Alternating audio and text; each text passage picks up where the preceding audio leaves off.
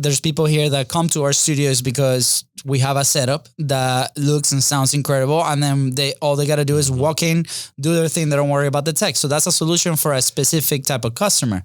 But let's say you might not have the budget to go to a studio. You can set up a little corner in your house with a white wall, maybe some decor in the background. Your phone, if you have an iPhone or an Android today, those records incredible content, right? And maybe with a small investment on a portable mic, you can start creating the content that you want to create, right? You can record voice notes on your phone and in your room next to a blanket, right? And you have audio for a podcast, for example. There's many ways. And if you have any questions on how can you do it with your own resources, maybe what you have now, send me a DM, download this and send me an email with the email that comes to you. We're happy to help you with this, right? But how can you remove all possible friction? We need to achieve high motivation with easy to do and ability, right?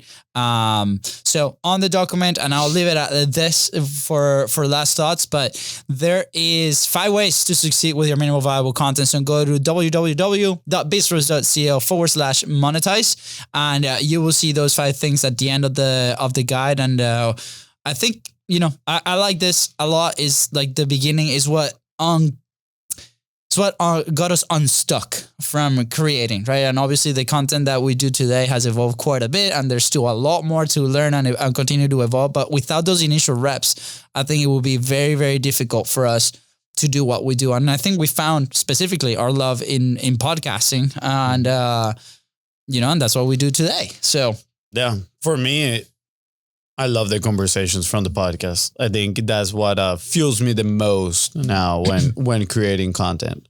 Yeah. So that for me is high motivation, especially when we have somebody that, is very exciting prospect to have on the podcast, and is easy to do because, I love having a good conversation. I love doing research and learning about the other person. And then, I think it meets that criteria and puts me above that action line. So that is personally my zone, right? Where I like to create.